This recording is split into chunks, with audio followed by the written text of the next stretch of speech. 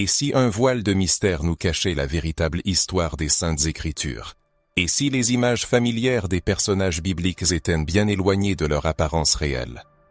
Imaginez qu'un fil invisible reliant les figures clés de la Bible prenne son origine en un point que l'on s'est efforcé d'oublier pendant des siècles.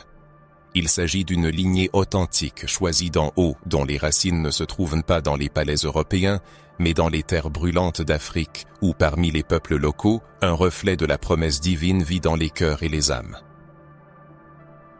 Préparez-vous à ce que vous allez voir et entendre, car cela pourrait ébranler les idées reçues, briser les stéréotypes et éveiller une identité endormie dans le cœur de beaucoup. Les textes bibliques recèlent bien plus que de simples récits. Ils révèlent des liens spirituels qui ont été délibérément passés sous silence pendant des siècles. Parmi ces liens, une vérité puissante occupe une place particulière. L'existence d'une lignée sacrée aux racines africaines, un héritage marqué par l'onction divine, un grand dessein, un don prophétique et des liens de sang. Et bien que les systèmes théologiques eurocentriques aient tenté de dissimuler ce fait, il a été préservé dans les textes sacrés et est maintenant prêt à être révélé au monde. Vous êtes-vous déjà demandé pourquoi le destin de tant de personnages bibliques clés est lié à l'Afrique? Pourquoi l'Égypte, Couche et l'Éthiopie nous apparaissent-elles si souvent non pas comme un simple décor, mais comme la scène centrale du plan divin? Ce n'est pas un hasard ni un simple détail, c'est une partie intégrante du plan. Dieu a toujours agi là où beaucoup n'ont même pas pris la peine de regarder.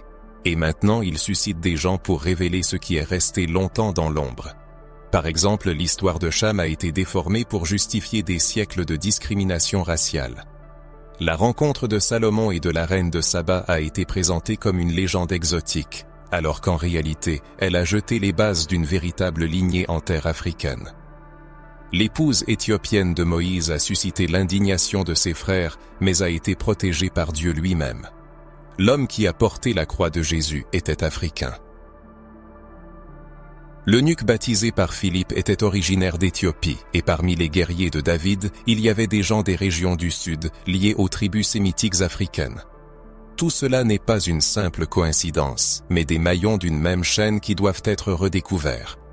À une époque où le Saint-Esprit restaure les identités perdues, il redonne aux personnes noires la conscience de leur appartenance à une lignée sacrée, leur rappelant qu'elles ne sont pas apparues sur la scène historique par hasard et ne jouent pas un rôle secondaire mais sont au centre même de la promesse divine. Dans la suite du récit, cette vérité sera révélée sur la base des textes bibliques avec respect des faits historiques et audace spirituelle. Il deviendra clair que l'expression « race élue » n'implique pas une supériorité ethnique mais une vocation spirituelle. Vous apprendrez comment le racisme a pénétré le discours théologique pour priver l'Afrique de son héritage divin, et vous comprendrez pourquoi la restauration de cette vérité revêt une importance capitale de nos jours. Il sera notamment question de la véritable identité des descendants de Cham, et de la distorsion du récit qui les a injustement stigmatisés. L'histoire, cachée dans les textes sacrés, révèle des faits étonnants. L'union du roi Salomon avec la reine de Saba a donné naissance à la dynastie salomonienne en Éthiopie et le peuple de Couche occupe une place particulière dans le dessein de Dieu. Les pages bibliques témoignent du mariage de Moïse avec une femme africaine et de la réaction céleste aux préjugés de la participation des Africains à la fondation de l'Église, y compris Simon de Cyrène, qui a aidé Jésus à porter la croix. Des liens généalogiques relient la lignée de David aux tribus sémitiques africaines. Il est temps de poser un nouveau regard sur l'élection et de comprendre comment les dogmes religieux ont tenté d'effacer la trace africaine des Écritures, engendrant des préjugés raciaux.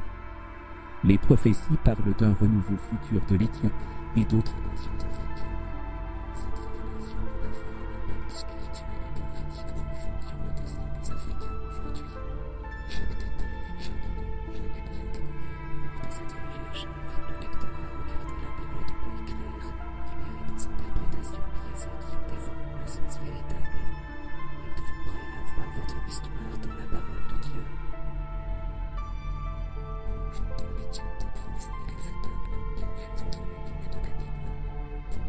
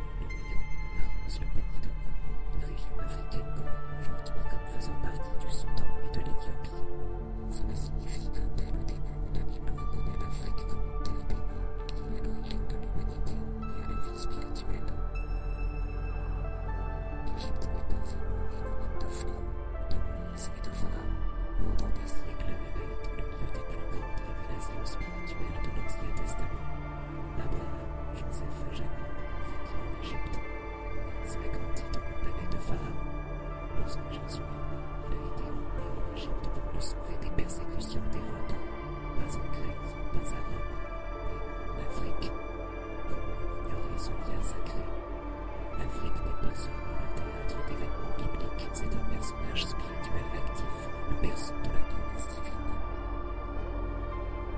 Le peuple de Moab mourra des dizaines de fois dans la Bible, est présenté comme un peuple fort, respecté sous la protection de Dieu.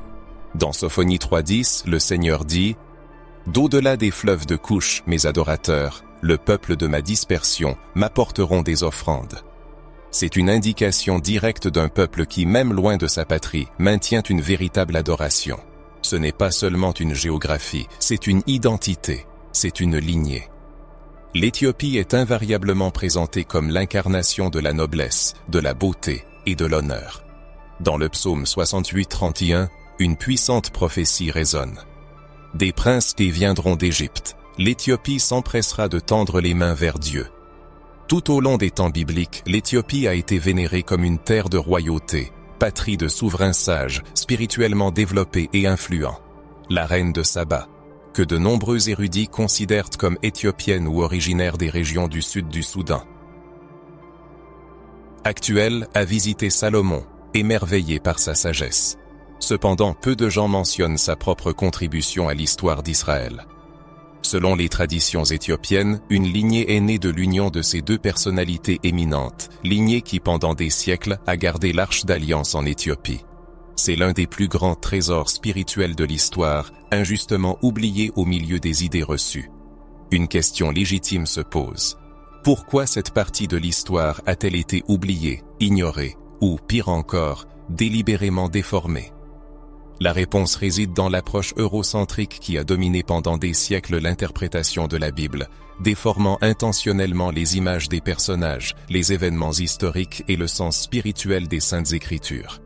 Le monde s'est vu imposer une image du christianisme romano-européen, où Jésus, détaché de ses racines africaines et sémitiques, est apparu comme un Européen, et Moïse a acquis une peau blanche. Rois africains sont devenus des figures symboliques et insignifiantes, et tout ce qui indiquait un héritage spirituel et biblique africain a été systématiquement effacé ou superficiellement réinterprété. Cependant, la vérité est toujours présente dans les Écritures, vivante et intacte. Il est nécessaire de la redécouvrir, car elle ne restaure pas seulement la justice historique, mais guérit aussi les âmes. Elle rend l'identité spirituelle à des millions de personnes qui ont grandi sans connaître leur appartenance à cet héritage sacré, à leur parenté spirituelle avec un peuple choisi non par les hommes, mais par Dieu lui-même. Un peuple qui apparaît dans les pages de la Bible comme des rois, des prêtres, des prophètes et des intercesseurs, mais que le système a obstinément dépeint comme des personnages secondaires ou des ennemis. Ne nous dérobons pas à la vérité. Pourquoi la plupart des écoles de théologie évitent-elles une étude approfondie de l'histoire de Couche, de l'Éthiopie, de l'Égypte et des descendants de Cham? Pourquoi le nom de Simon de Cyrène, un Africain qui a aidé Jésus à porter la croix, est-il presque jamais mentionné dans les sermons? Pourquoi l'eunuque éthiopien converti par Philippe n'est-il pas honoré comme l'un des premiers grands missionnaires? Tout cela mène à une conclusion inévitable. Il existe dans la Bible une lignée spirituelle africaine qui a été délibérément passée sous silence et ignorée. Il est temps de mettre cette vérité en lumière. Et ce réveil n'est pas seulement intellectuel, il est aussi spirituel. Lorsque l'on réalise que l'Afrique n'a pas seulement été le théâtre d'événements liés au salut de l'humanité, mais aussi le berceau qui a accueilli, protégé et soutenu la lignée divine, tout change. La foi, l'identité et la mission changent, car cette révélation a le pouvoir de briser les chaînes mentales, spirituelles et historiques qui entravent encore des millions de personnes. Il existe une nuance importante qu'il ne faut pas ignorer. Le mot « couche », fréquemment rencontré dans les textes sacrés, signifie littéralement « noir » en hébreu. Ce n'est pas un simple symbole ou une allégorie, c'est un fait indéniable. Le Tout-Puissant a inclus des noms, des régions géographiques et des peuples à la peau sombre dans sa parole, leur attribuant le rôle non de figurants, mais d'acteurs clés dans le plan divin. Et cette présence ne se limite pas au passé, elle a un caractère prophétique. Le livre de Sophonie au chapitre 3 ne parle pas des jours passés, mais de l'avenir, d'un temps où les croyants du pays de Couche deviendront des instruments entre les mains du Seigneur, apportant des offrandes et une adoration véritable. Ce n'est pas une simple tradition, c'est une réalité. vivante et respirante, qui définit l'identité, le but et la vocation. Une question légitime se pose. Pourquoi cela est-il resté inaperçu si longtemps? Combien de générations ont été privées d'un véritable héritage spirituel en raison d'une interprétation superficielle et déformée des Saintes Écritures? Combien de personnes se sont détournées de la foi, ne trouvant pas le reflet de leur identité dans les vérités prêchées? C'est pourquoi cette information est d'une importance capitale. Ce n'est pas seulement une étude de la Bible, c'est un salut, un retour à ses origines, un appel à l'action. Chacun redécouvre sa place dans l'histoire sacrée que le Tout-Puissant a commencé à écrire dès l'Éden, et qui passe inévitablement par le continent africain. Poursuivons notre exploration en nous plongeant dans le mystère de la lignée de Cham, l'un des fils de Noé, dont l'histoire a été déformée, mal interprétée et malheureusement utilisée pour justifier des injustices spirituelles et sociales. Les informations à venir pourraient changer radicalement la perception de la Bible et de sa place en son sein. Cham était l'un des fils de Noé, celui qui construisit l'arche, survécut au déluge et avec sa famille, initia une nouvelle histoire de l'humanité. La Bible témoigne que Noé eut 3 fils, Sem, Cham et Japhet, desquels descendirent de grands peuples. Cependant, le texte biblique contient un épisode qui, pendant des siècles, a été manipulé et déformé, engendrant des conséquences spirituelles, sociales et même politiques, encore ressenties de nos jours. Dans le 9e chapitre de la Genèse, peu après le déluge, un événement mystérieux est décrit. Noé, s'étant adonné à la viticulture, s'enivre et s'endort nu dans sa tente. Cham, voyant son père dans cet état, en parle à ses frères. Sem et Japhet, ayant appris ce qui s'était passé, couvrent Noé avec respect, marchant à reculons pour ne pas voir sa nudité. À son réveil, Noé prononce une malédiction. Et c'est là que réside le point clé. Il ne maudit pas Cham, mais Canaan, son fils. C'est précisément dans ce détail que beaucoup commettent une erreur ou l'ignorent délibérément, car pendant des siècles, des théologiens, des monarques et des colonisateurs ont utilisé ce passage, transformant une histoire familiale et spirituelle en une justification théologique du racisme. Ils ont créé une interprétation selon laquelle Cham aurait été maudit par Dieu, et ses descendants, c'est-à-dire tous les Africains noirs, devaient être asservis, considérés comme inférieurs et spirituellement maudits. Or, la Bible n'a jamais affirmé une telle chose. Nulle part dans les Saintes Écritures, Dieu ne maudit Cham ou les personnes noires. De plus, la malédiction est prononcée par Noé, et elle ne vise que l'un de ses petits-fils, Canaan, et non tous les descendants africains. Pourquoi ce mensonge a-t-il été répété avec tant d'obstination pendant des siècles? Parce qu'il servait les intérêts d'un système qui avait besoin d'une justification biblique pour l'esclavage, la colonisation de l'Afrique et l'oppression des peuples noirs.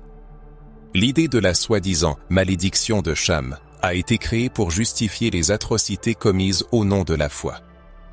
Cela a engendré et continue d'engendrer un profond traumatisme dans la conscience spirituelle de nombreux descendants africains,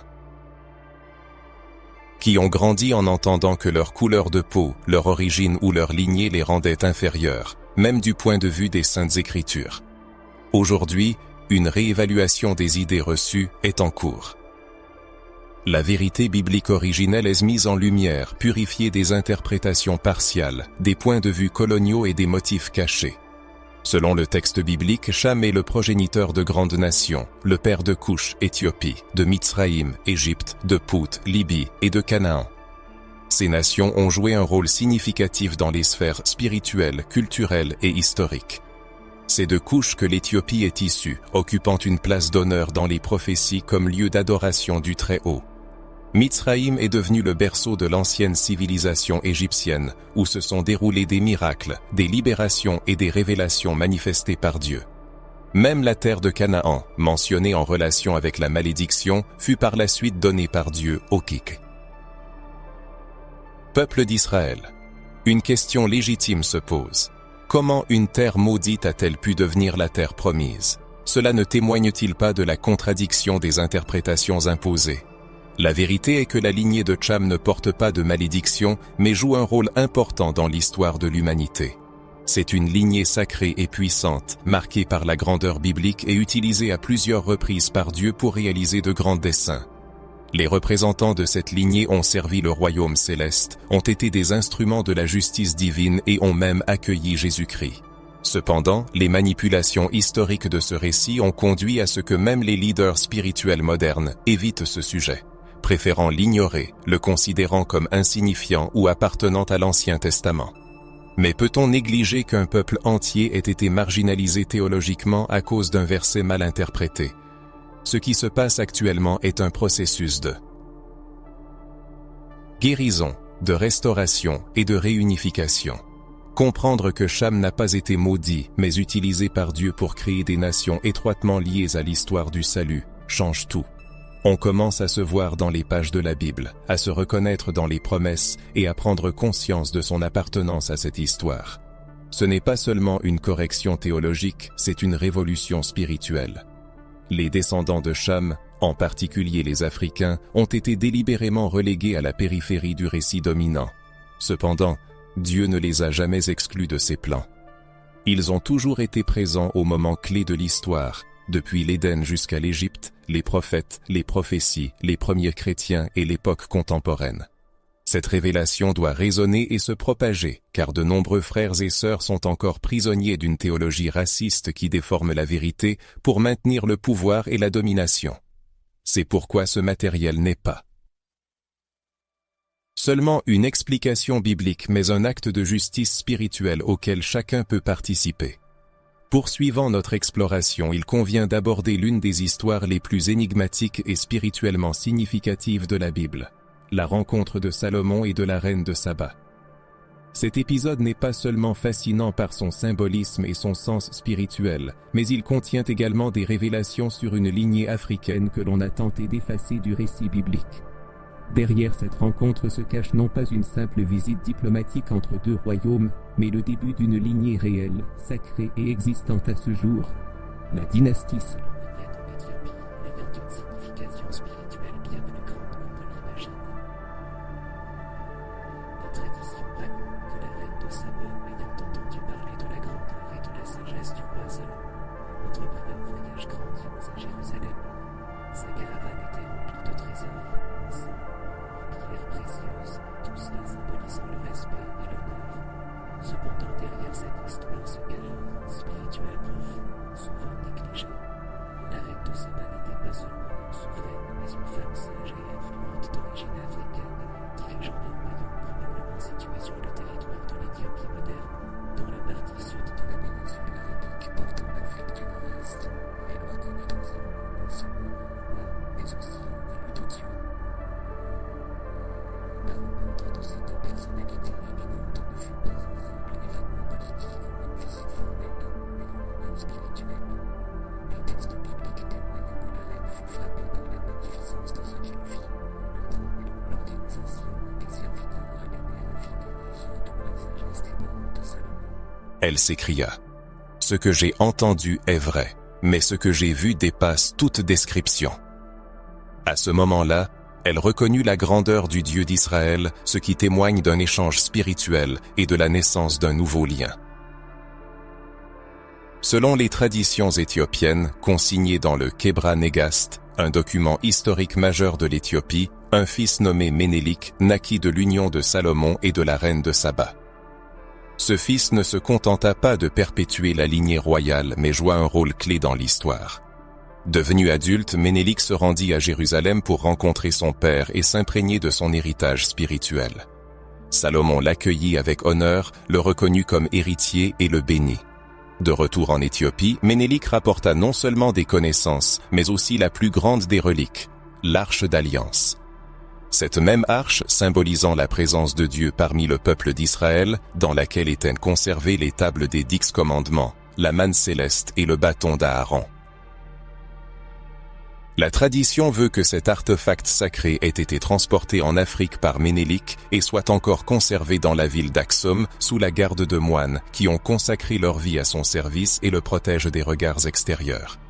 Cette information, bien que non détaillée dans les écritures canoniques, ne peut être rejetée comme une simple légende. Elle est étayée par des siècles d'histoire, de culture, de foi et de preuves indirectes. Il est important de noter que cette histoire souligne le rôle de l'Éthiopie non pas comme une lointaine périphérie du monde religieux, mais comme la gardienne de l'un des symboles les plus puissants de la présence divine. Tandis que les yeux du monde étaient tournés vers Rome, Jérusalem et Constantinople, l'Afrique avait déjà reçu la révélation, la présence divine et la succession de la promesse. La lignée de Salomon, à travers Ménélik, a non seulement donné naissance à la dynastie des rois éthiopiens, mais a aussi été considérée pendant des siècles comme la continuation du règne spirituel de Dieu.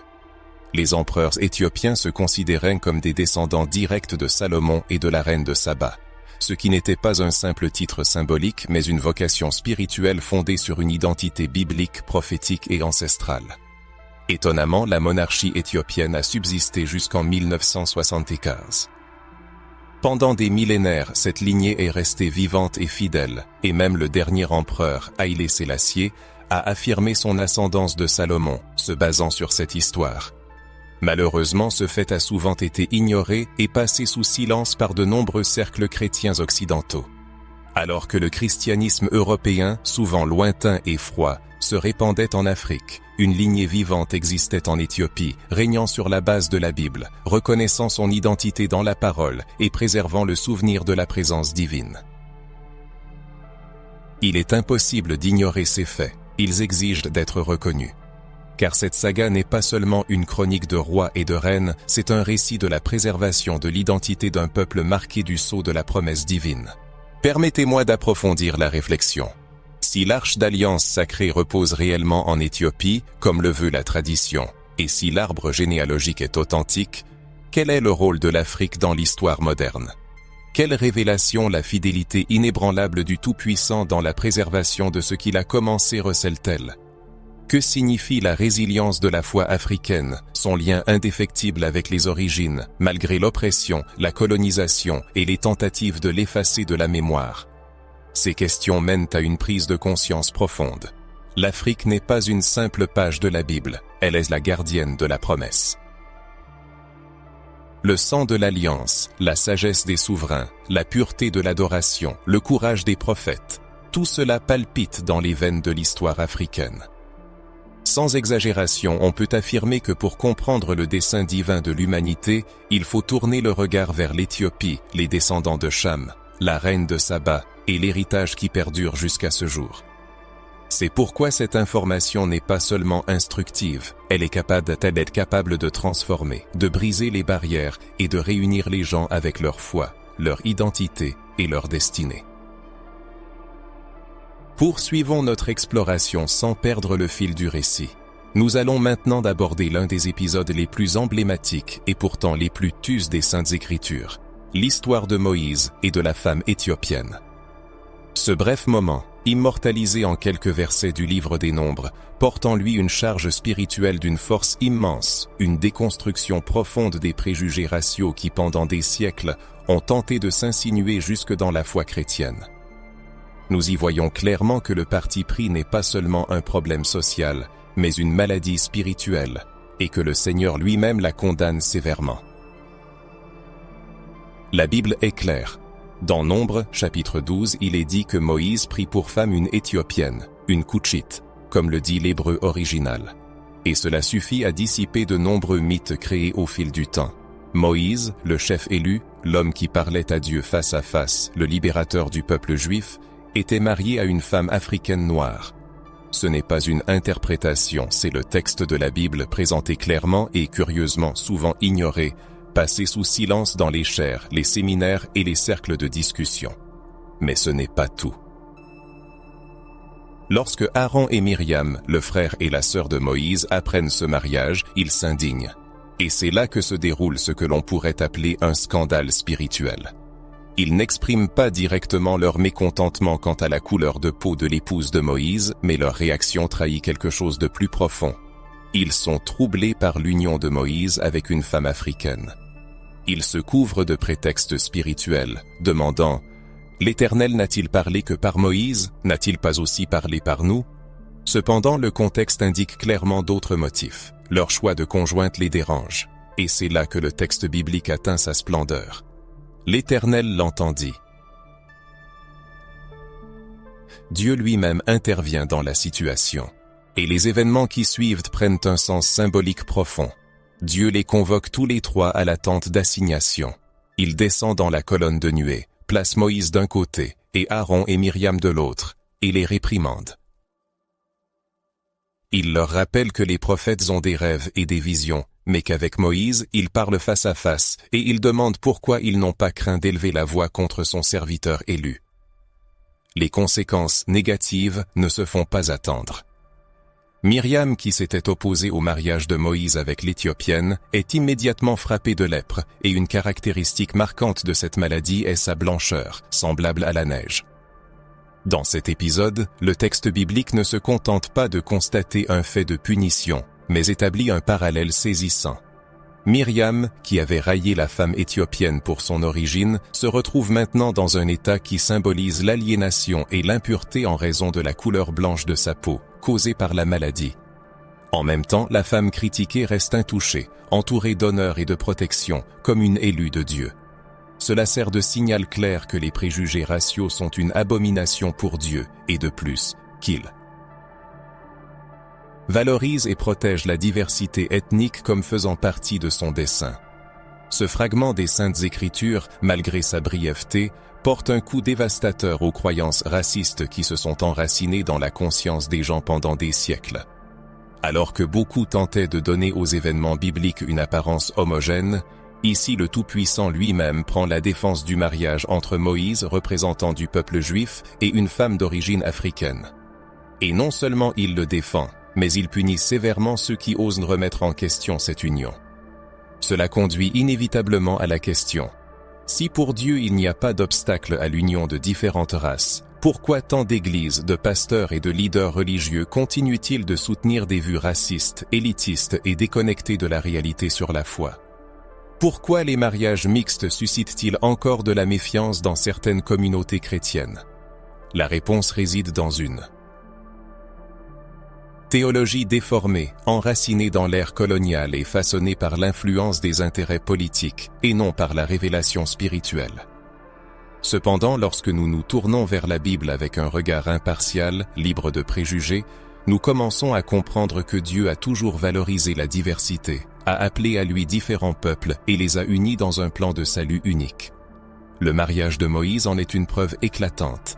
Il n'a pas seulement libéré le peuple israélien, mais par son exemple, il a brisé des tabous qui sont encore vivants dans le cœur de nombreuses personnes. Mais ce n'est pas tout. Le nom de Moïse en hébreu est associé à l'idée d'extraction de l'eau, ce qui symbolise le salut, la transition et la transformation. Comment ne pas y voir un lien spirituel profond avec le sujet abordé? Moïse, en s'unissant à une femme d'origine africaine, relie symboliquement deux mondes. Il incarne le libérateur, et elle, la grandeur africaine. Ensemble, ils représentent la réconciliation des peuples qui, selon le dessein de Dieu, n'auraient jamais dû être séparés.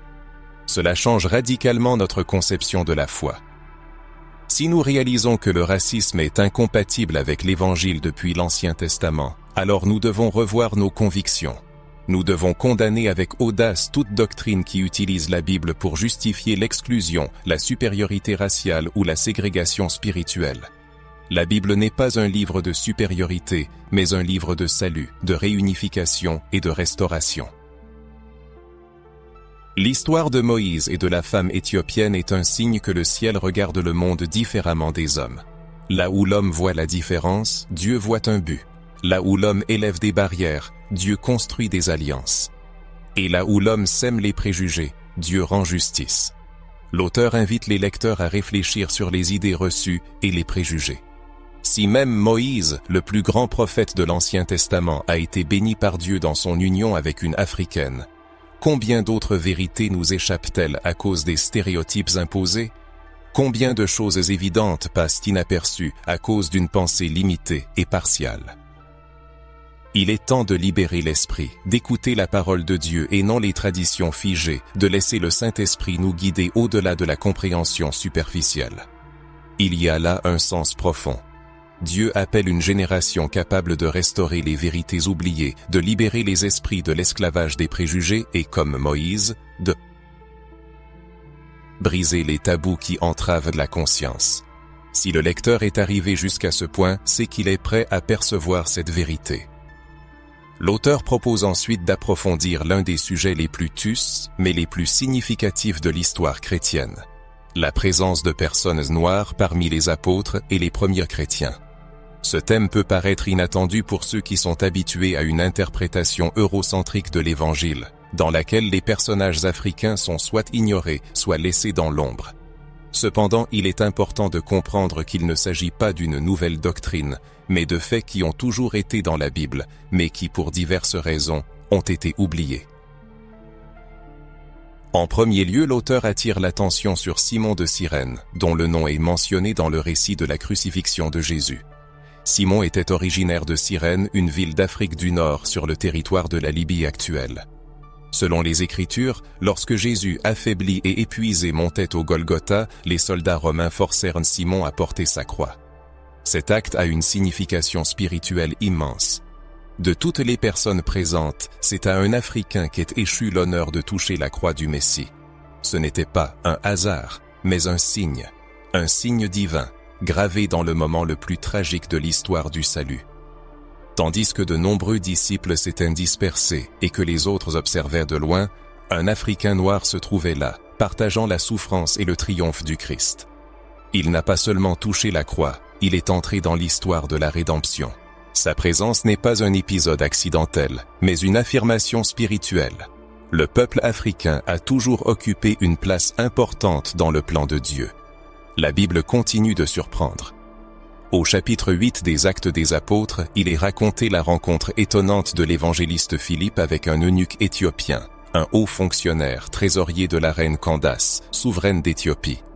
Cet Africain à la peau sombre était venu à Jérusalem pour adorer Dieu, ce qui témoigne d'une foi et d'une vénération profonde du Dieu d'Israël parmi les peuples africains, bien avant l'arrivée des missionnaires européens. Philippe le trouve en train de lire le livre du prophète Isaïe, mais ne comprenant pas entièrement ce qu'il lit. À ce moment, par providence divine, Philippe se trouve à ses côtés et l'Africain lui demande: « De qui le prophète parle-t-il? De lui-même ou de quelqu'un d'autre ?» Alors Philippe lui annonce la bonne nouvelle de Jésus-Christ. Le message est si puissant et transformateur que l'Éthiopien, voyant de l'eau, demande: « Qu'est-ce qui m'empêche d'être baptisé ?» Et il reçoit immédiatement le baptême.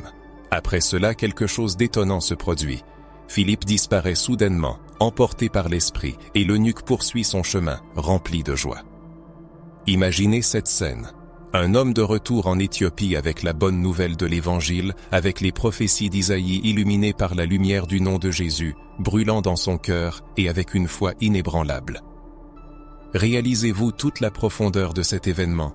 Cela signifie que le continent africain a reçu l'Évangile directement, bien avant de nombreux peuples qui sont aujourd'hui considérés comme le berceau du christianisme. Ce fait réfute complètement l'idée répandue selon laquelle le christianisme aurait été apporté en Afrique exclusivement par les Européens. En réalité, les Africains ont reçu la bonne nouvelle de l'Évangile de la source première directement de l'un des saints. Apôtres. Ces deux épisodes impliquant Simon de Cyrène et l'eunuque éthiopien ne sont pas des exceptions fortuites. Ils servent d'exemple frappant d'une vérité plus profonde. L'Afrique n'a pas joué un rôle secondaire dans la naissance du christianisme, mais ça a été l'un des principaux acteurs. Les Africains ont été les bénéficiaires directs de la révélation divine et les propagateurs de la foi en Jésus-Christ. Et ce n'est pas tout. Dans Actes 13, nous trouvons une autre confirmation de cette vérité passée sous silence. Le texte mentionne qu'il y avait des prophètes et des enseignants dans l'église d'Antioche. L'un d'eux était Siméon, surnommé Niger, ce qui signifie noir. L'autre était Lucius de Cyrène. Encore une fois, des noms africains, des visages sombres à la tête de l'église primitive. Gabriel est entré dans l'histoire comme le lieu où les disciples du Christ ont découvert les chrétiens pour la première fois, et à la direction de cette église, de son jalon. Historique se trouvait des hommes noirs. Ce fait ne peut être ignoré. Il change radicalement notre perception de l'histoire. Pourquoi ces figures clés ont-elles été réduites à des personnages anonymes dans les sermons, les leçons d'école du dimanche, les pièces de théâtre et les films? La réponse peut être désagréable, mais il faut la dire. La présence des Noirs a toujours été perçue comme quelque chose à cacher. Mais aujourd'hui, nous sommes là pour révéler la vérité, la mettre en lumière, car la lumière de la vérité ne peut être éteinte. Ces hommes africains, Simon, l'Éthiopien, Siméon, Lucius, témoignent que Dieu s'est toujours souvenu de l'Afrique. De l'Ancien Testament à la naissance de l'Église, la présence des Noirs était incontestable, active, spirituelle. Et ils n'étaient pas de simples spectateurs, mais des participants directs aux événements, aux mouvements, à la mission. La Bible nous révèle un christianisme multiforme. Métissé, une véritable inclusion. Un christianisme où le Saint-Esprit ne fait pas de distinction entre les êtres humains, quelle que soit leur origine, leur couleur de peau ou leur culture. Et si vous regardez ce contenu maintenant, quelque chose en vous le ressent déjà. Quelque chose en vous aspire à cette réunification, à cette restauration d'identité, à cette prise de conscience spirituelle qui dit « J'ai toujours été là, j'ai toujours fait partie de cette histoire ». Cette vérité vous libère car elle vous rend la place qui vous a toujours appartenu de droit. Elle rend à l'Afrique ce qui n'aurait jamais dû lui être enlevé, la reconnaissance de sa lignée sacrée. Et c'est pourquoi ce travail doit continuer. Parce que cette série de révélations n'est pas seulement destinée à informer. Elle est destinée à restaurer. Elle est destinée à guérir. Elle est destinée à faire revivre un peuple qui porte encore le fardeau de l'effacement spirituel, mais qui redécouvre son héritage. Sacré, sa généalogie de foi, son identité divine. En plongeant dans les profondeurs de l'histoire biblique, nous abordons la question délicate d'un possible lien entre la lignée de David et les tribus sémitiques africaines. Ce sujet, longtemps enveloppé d'un voile de silence théologique et de préjugés historiques, exige de nous une approche intrépide, révérencieuse et responsable, fondée sur le discernement spirituel.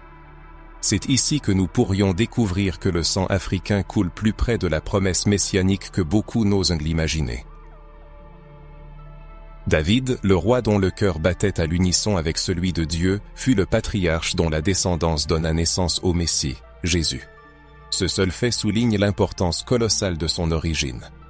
Cependant, peu de gens approfondissent l'étude des racines de David, des peuples dont il est issu, et des flux migratoires et interethniques qui ont façonné la culture israélienne à ses débuts.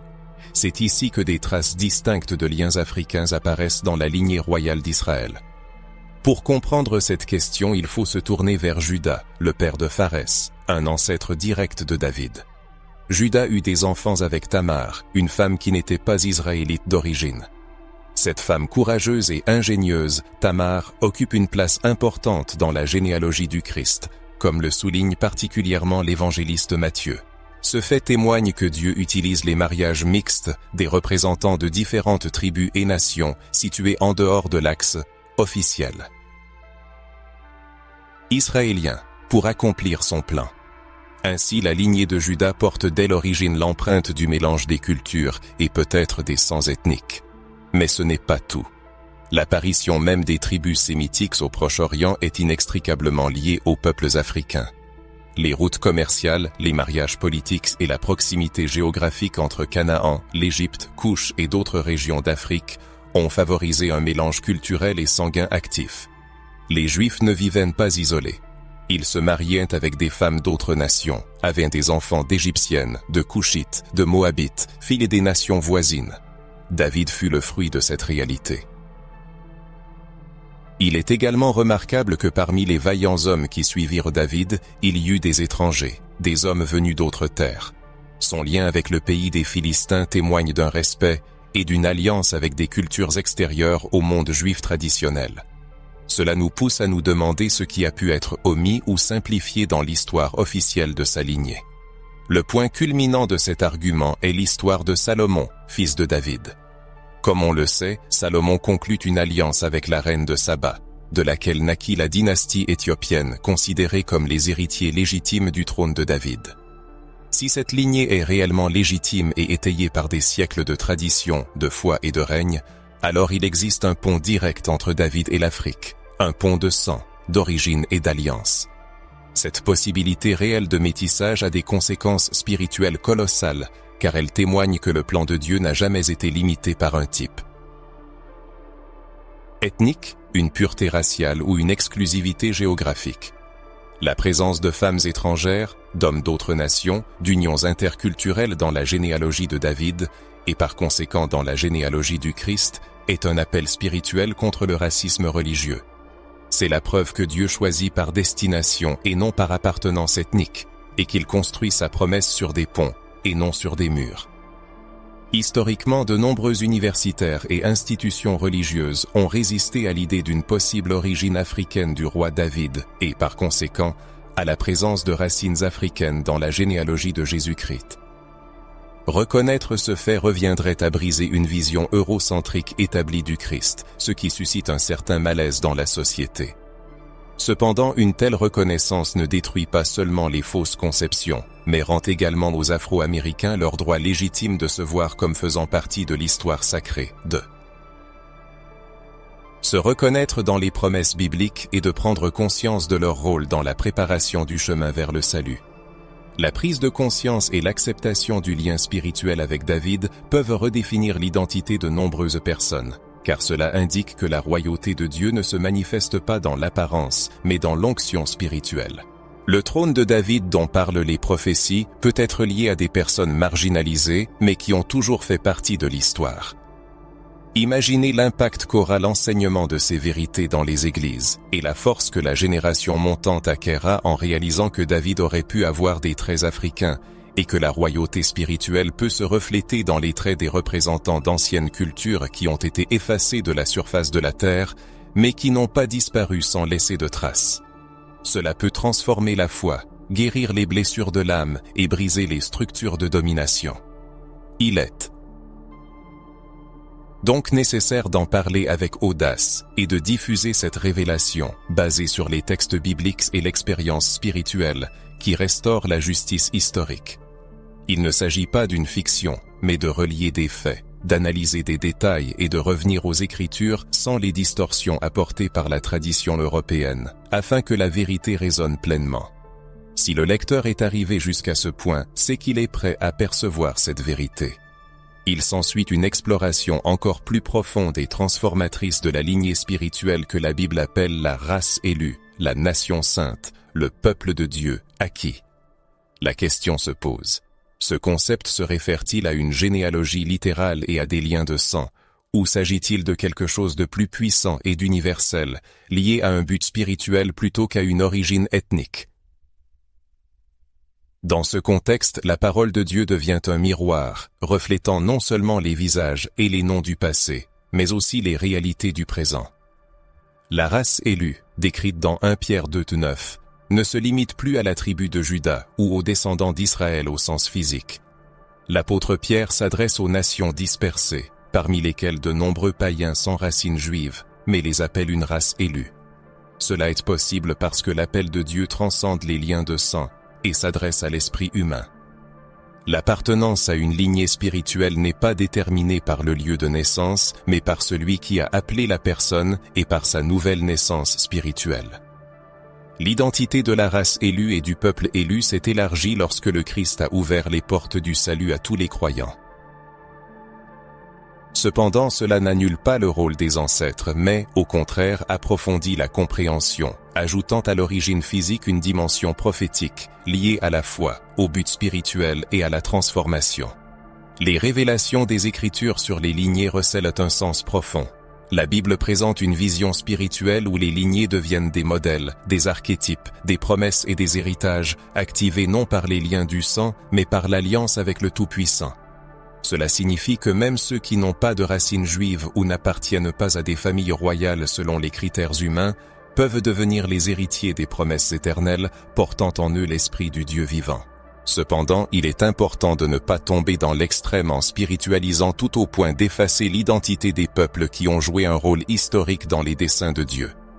Il est courant, surtout dans les cercles théologiques où prédomine la pensée européenne, d'affirmer que la race élue est un concept abstrait, non lié à la couleur de peau, à l'origine ou à l'histoire. Mais une telle approche est aussi une forme d'effacement, car l'histoire biblique témoigne de la participation concrète et réelle des Africains noirs et des Sémites à sa formation. Par conséquent, lorsque l'on parle de la vocation spirituelle du peuple élu, cela ne nie pas la valeur de l'héritage physique, mais reconnaît que Dieu étend sa miséricorde plus loin, n'excluant personne. Dieu a suscité Israël comme modèle, miroir, signe et pont. En notre temps prophétique, il suscite d'autres nations d'origines diverses pour qu'elles perpétuent ce modèle. Le peuple africain en particulier porte un héritage spirituel qui dépasse l'histoire écrite dans les livres. Cet héritage conserve les traces de la résistance, d'une foi préservée et d'alliances qui ont résisté à l'esclavage, au colonialisme et au racisme. Lorsque ces personnes prennent conscience de leur identité, elles comprennent qu'elles font partie de la race élue, non par décret humain, mais par la confirmation de l'esprit. La Bible n'est pas seulement un livre de généalogie, mais une carte spirituelle. Chaque nom, chaque tribu et chaque nation mentionnée dans les Écritures ont une signification prophétique. En lisant sur Juda, Éphraïm, Couche ou David, nous ne voyons pas seulement l'histoire des autres, mais une invitation à nous voir sous une lumière spirituelle. Lorsque Pierre dit que nous sommes un peuple saint, un peuple acquis, un sacerdoce royal, il parlait d'une identité conquise non par le sang, mais scellée par le sang de l'agneau. Cela nous amène à une question importante. Qui porte aujourd'hui cette lignée spirituelle ? Qui sont ceux qui se positionnent avec intégrité, vivent comme des enfants de la promesse, acceptent l'appel à être la lumière dans les ténèbres et représentent le royaume de Dieu, où qu'ils se trouvent? Ce ne sont pas seulement des personnes ayant une génétique particulière, mais aussi celles qui portent le sceau de la fidélité, de l'obéissance et du dévouement. Ce sont ceux qui acceptent le but d'être différents, non par orgueil, mais par vocation. Faire partie de la race élue, c'est assumer la responsabilité de représenter les cieux sur terre, de marcher avec le caractère du Christ et de refléter la gloire de Dieu même face à l'injustice. Cela signifie aussi détruire les systèmes religieux qui perpétuent l'exclusion et l'oppression, car ceux qui appartiennent à la lignée spirituelle ne tolèrent pas le racisme, le mensonge et l'abus de pouvoir. Ils s'opposent au système, comme l'ont fait les prophètes et Jésus. Cela s'adresse à quiconque écoute. En vous coule une lignée dont les racines sont bien plus profondes que ce que ordinaire permet de voir.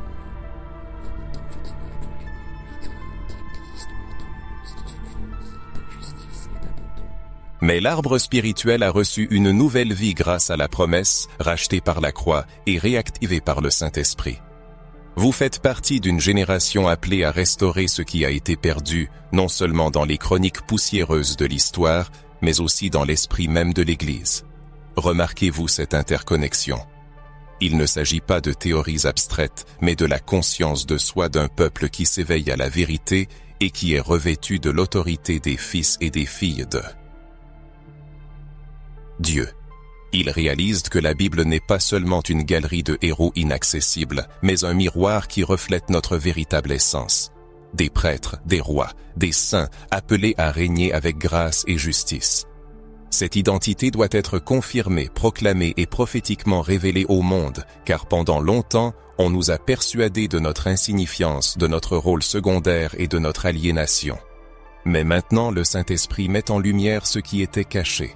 La race élue n'a pas une seule apparence, mais est unie dans son but, manifester le royaume de Dieu à une échelle sans précédent. Ne perdons pas une minute, et poursuivons notre raisonnement là où nous nous sommes arrêtés, car nous allons nous plonger dans l'un des sujets les plus brûlants et délicats de notre voyage spirituel. L'effacement historique et le racisme religieux qui ont profondément pénétré la foi chrétienne et ont façonné pendant des siècles notre perception ou notre rejet de la véritable identité des personnages bibliques. Cette désunion spirituelle n'a pas été un concours de circonstances accidentelles. Elle a été méticuleusement planifiée, soutenue et amplifiée de génération en génération dans des intérêts éloignés du royaume de Dieu, à savoir le pouvoir, la domination et le contrôle sur les corps, les esprits et les âmes des êtres humains. Et il est temps de s'y opposer. Jetons un regard sur l'imaginaire collectif du monde chrétien. Que nous apparaît-il ? Des images de Jésus aux yeux bleus, à la peau claire et aux cheveux raides, de Moïse aux traits européens, de David que l'on pourrait facilement prendre pour un prince scandinave.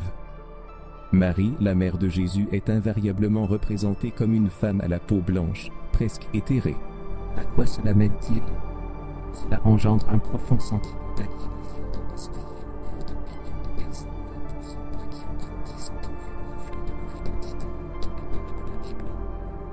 Il ne s'agit pas du fait que la Bible les pose sous silence, mais du fait que son enseignement, son récit, ses illustrations et son expérience ont été formés par le prisme de la suprématie raciale, déguisée en piété. Ce processus de blanchiment des personnages bibliques arabes, l'effacement historique, c'est une falsification visuelle, symbolique et théologique qui a été insidieusement mise en œuvre pendant des siècles pour enraciner l'idée que la sainteté est inextricablement liée à la culture européenne. Non seulement cela déforme la vérité, mais cela inflige aussi un profond traumatisme spirituel. Car un enfant à la peau sombre, ayant grandi dans une église et voyant tous les héros bibliques avec des traits différents des siens, intériorise la conviction subconsciente que sa couleur de peau, son origine et ses ancêtres sont incompatibles avec la sainteté. Où était la théologie quand ces événements se déroulaient? Elle a préféré garder le silence. Elle s'est tue quand elle avait l'occasion de parler. Elle s'est tue quand son devoir était d'instruire. Elle est restée inactive, observant les manipulations des symboles sacrés. Elle n'a pas protesté contre les interprétations racistes qui utilisaient les saintes écritures pour justifier l'esclavage, le colonialisme et la discrimination. Une grande partie de la théologie occidentale s'est montrée lâche ou s'est faite complice du système en place. En conséquence, les informations véridiques sur la présence africaine dans la Bible ont été passées sous silence, ignorées, voire ridiculisées comme des exagérations. Cependant, en notre temps prophétique, le feu spirituel qui ne s'est jamais complètement éteint se rallume. C'est une flamme de vérité, de conscience de soi et d'unité spirituelle. Cette réunification commence par la reconnaissance que l'histoire qu'on nous a racontée était incomplète, déformée et partiale. Nous devons prendre conscience que les personnes noires n'ont pas été exclues du récit sacré par hasard, mais à la suite d'une stratégie délibérée. La couleur de peau des personnages bibliques a été systématiquement blanchie pour favoriser une domination visuelle et symbolique. Et il ne s'agit pas seulement de la façon dont Jésus était représenté, il s'agit de ce que cela symbolise. Changer l'image de Jésus entraîne un changement de la perception que les gens ont de Dieu, ce qui a des conséquences catastrophiques. Lorsque la divinité est associée à la blancheur, un lien involontaire se crée entre la sainteté et un groupe ethnique particulier, et toute la théologie commence à tourner autour de ce mensonge visuel. Mais la Bible, pour ceux qui sont spirituellement éveillés, révèle une autre réalité. Elle mentionne Couche, l'Égypte et l'Éthiopie. Elle montre des rois africains, des prophètes noirs et des leaders spirituels non israélites utilisés par Dieu. Même Jésus lui-même, né au Moyen-Orient, issu d'une lignée qui a traversé l'Égypte et ayant grandi dans une région de mélange culturel intense, ne ressemble pas du tout aux images eurocentriques qui nous ont été imposées. Cette vérité doit être restaurée non pas par des méthodes belliqueuses, mais par l'instauration de la justice spirituelle.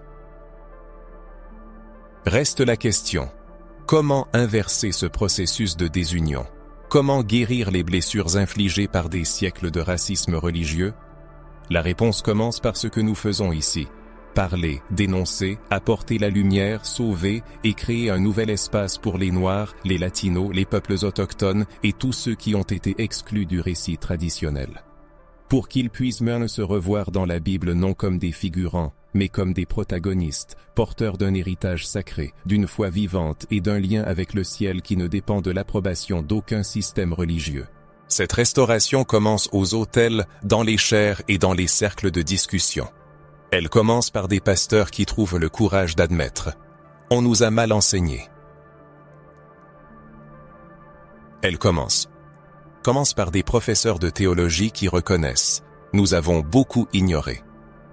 Elle commence par des artistes, des communicateurs et des créateurs de contenu qui décident de montrer la Bible avec les bons visages, avec la couleur qu'elle porte réellement, avec la diversité que Dieu a toujours célébrée. car le royaume de Dieu n'a jamais été monochrome. Il est multicolore, multiculturel et diversifié. Et c'est là sa plus grande gloire. La transformation cependant ne se limite pas à l'aspect extérieur. Elle pénètre au plus profond de l'âme, touchant les aspects spirituels et personnels de l'être. Chaque Afro-Américain qui renoue avec ses racines spirituelles se libère des chaînes d'un esclavage invisible, se délivrant du sentiment d'infériorité, du silence étouffé et de l'oppression théologique.